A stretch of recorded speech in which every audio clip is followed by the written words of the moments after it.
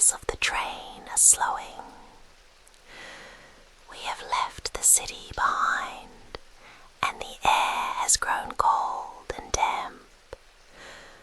Mary Lennox is about to see the Moor for the first time, a place that sounds like the sea and looks like a world of shadows. Settle deep into your blankets. The wind is rising and the gates are opening. Chapter 3: Across the Moor.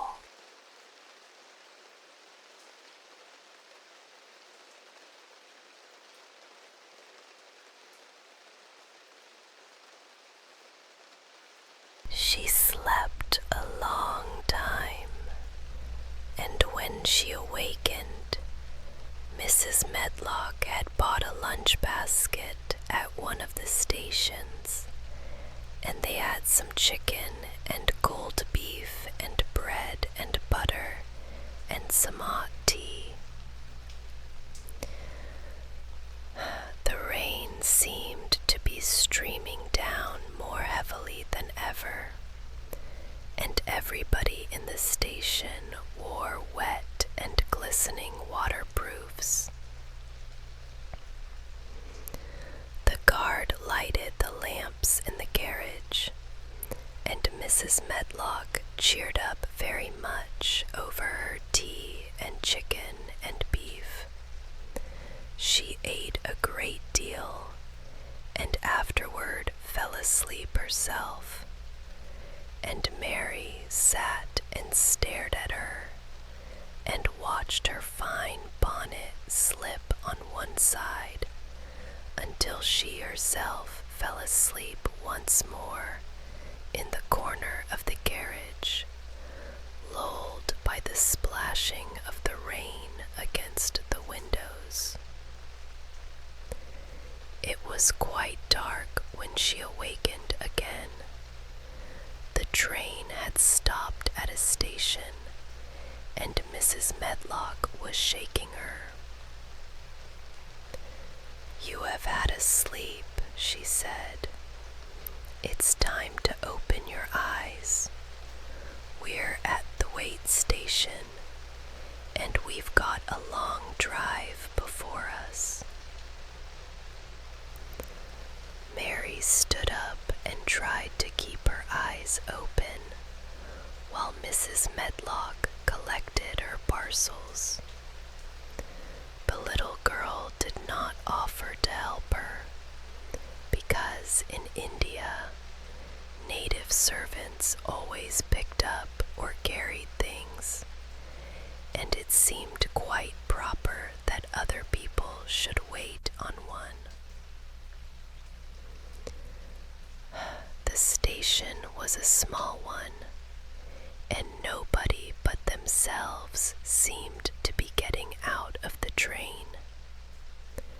The station master spoke to Mrs. Medlock in a rough, good-natured way, pronouncing his words in a queer, broad fashion, which Mary found out afterward was Yorkshire. "I see tha's got back," he said, "and tha's browt the young'un with thee." "Aye, that's her," answered Mrs. Medlock, speaking with a Yorkshire accent herself, and jerking her head over her shoulder toward Mary. "How's thy missus?" "Well enow. The carriage is waitin' outside for thee." A brougham stood on the road before the little outside platform. Mary saw that it was a smart carriage, and that it was a smart footman who helped her in. His long waterproof coat and the waterproof covering of his hat were shining and dripping with rain, as everything was, the burly station master included.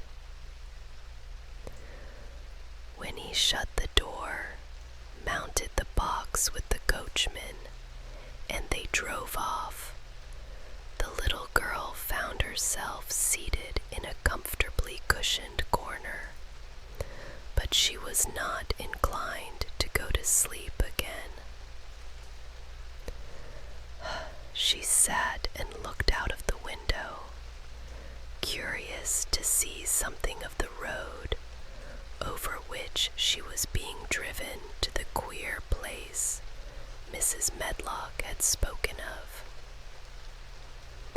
She was not at all a timid child, and she was not exactly frightened, but she felt that there was no knowing what might happen in a house with 100 rooms, nearly all shut up, a house standing on the edge of a moor. "What is a moor?" she said suddenly to Mrs. Medlock. "Look out of the window in about 10 minutes and you'll see," the woman answered. "We've got to drive 5 miles across Missel Moor before we get to the manor. You won't see much because it's a dark night, but you can see something." Mary asked no more questions, but waited in the darkness of her corner, keeping her eyes on the window. The carriage lamps cast rays of light a little distance ahead of them, and she caught glimpses of the things they passed.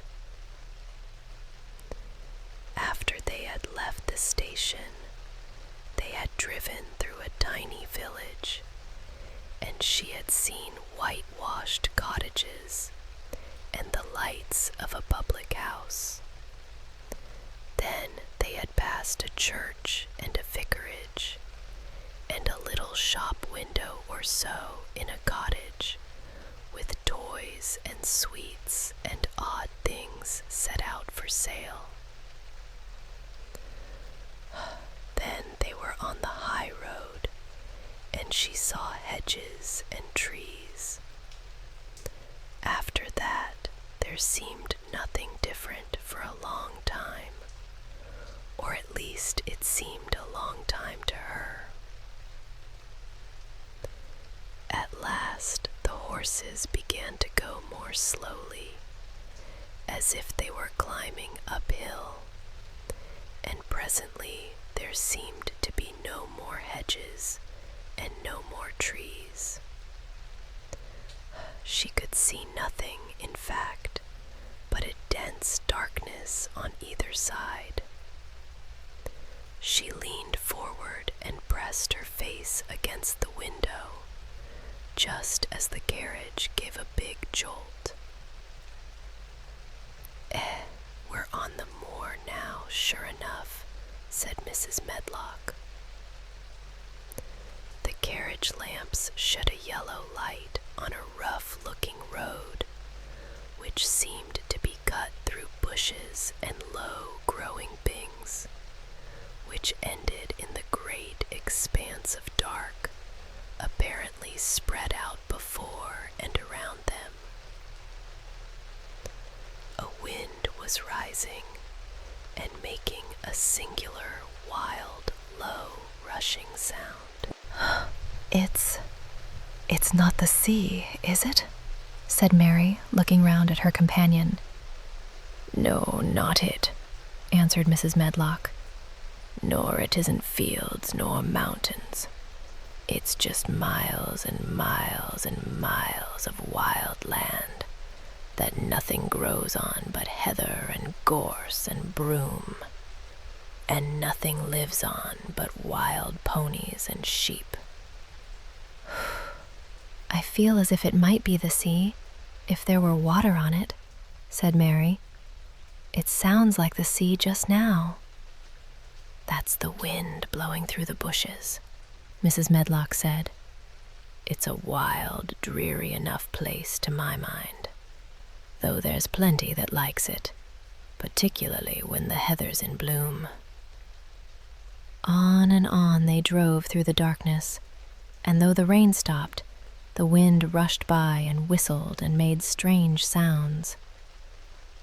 The road went up and down, and several times the carriage passed over a little bridge beneath which water rushed very fast with a great deal of noise. Mary felt as if the drive would never come to an end, and that the wide, bleak moor was a wide expanse of black ocean through which she was passing on a strip of dry land. "I don't like it," she said to herself. "I don't like it." And she pinched her thin lips more tightly together. The horses were climbing up a hilly piece of road when she first caught sight of a light. Mrs. Medlock saw it as soon as she did, and drew a long sigh of relief. "Ah, I am glad to see that bit of light twinkling," she exclaimed. "It's the light in the lodge window. We shall get a good cup of tea after a bit, at all events." It was after a bit, as she said, for when the carriage passed through the park gates, there was still 2 miles of avenue to drive through, and the trees, which nearly met overhead, made it seem as if they were driving through a long, dark vault. They drove out of the vault into a clear space and stopped before an immensely long but low-built house, which seemed to ramble round a stone court.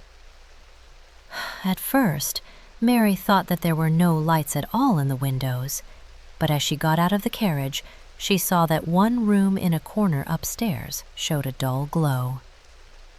The entrance door was a huge one, made of massive, curiously shaped panels of oak, studded with big iron nails and bound with great iron bars.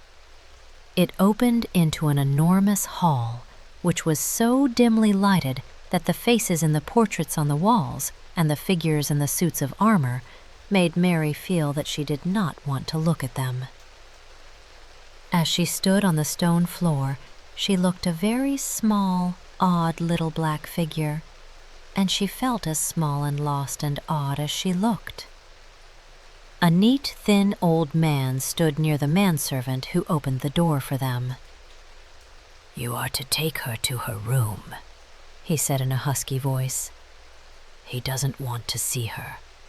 He's going to London in the morning." "Very well, Mr. Pitcher," Mrs. Medlock answered. "So long as I know what's expected of me, I can manage." "What's expected of you, Mrs. Medlock," Mr. Pitcher said, "is that you make sure that he's not disturbed, and that he doesn't see what he doesn't want to see." And then Mary Lennox was led up a broad staircase and down a long corridor and up a short flight of steps and through another corridor and another, until a door opened in a wall and she found herself in a room with a fire in it and a supper on a table. Mrs. Medlock said unceremoniously, "Well, here you are.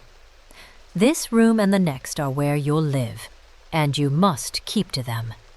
Don't you forget that." It was in this way Mistress Mary arrived at Misselthwaite Manor, and she had perhaps never felt quite so contrary in all her life. The iron gates have closed. Somewhere far behind us, the sea-like wind continues to howl over the heather. Mary is alone now, in a room that smells of old wood and smoke, with 98 other doors still locked and silent. Let the warmth of this small fire protect you from the vast, bleak moor outside. Sleep now. The house is watching. Good night. Good night.